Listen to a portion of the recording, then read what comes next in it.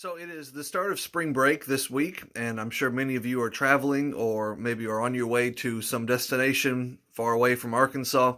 And that's great. We hope that you have a wonderful trip and that you're safe and sound and get back to us as soon as your fun is over. But I couldn't help but think about how whenever people go on vacation, they spend most of their time not having fun. We spend most of our time, in fact, in line. I think there are statistics and things that talk about how many years of our life we spend waiting in line at one place or another. And not just waiting in line, standing in a line, but sometimes just sitting in a car, driving from point A to point B, sitting in traffic, waiting for the people to hurry up and go. When there's an accident on the other side of the interstate, people tend to want to slow down to 1 mile an hour to stare at people standing around looking at their cars.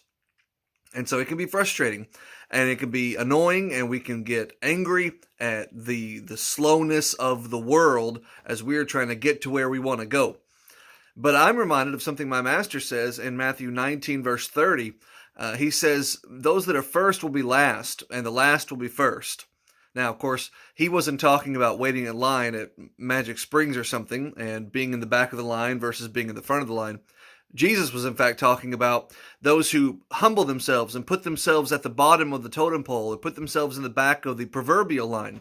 They will be exalted, they'll be blessed, and they'll be moved to the front of the proverbial line.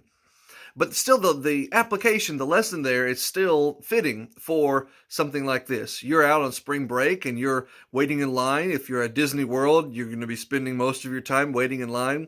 It's easy to get frustrated and it's easy to get angry, but remember what Jesus says. He says, humble yourself, look around, stop and smell the roses, and just be patient, and your fun will eventually come. Be humble, put others before yourself, and eventually you'll be blessed for doing that. Have a great week. Enjoy your time away from your normal lives, and remember to put God first and get back to us safely. Take care.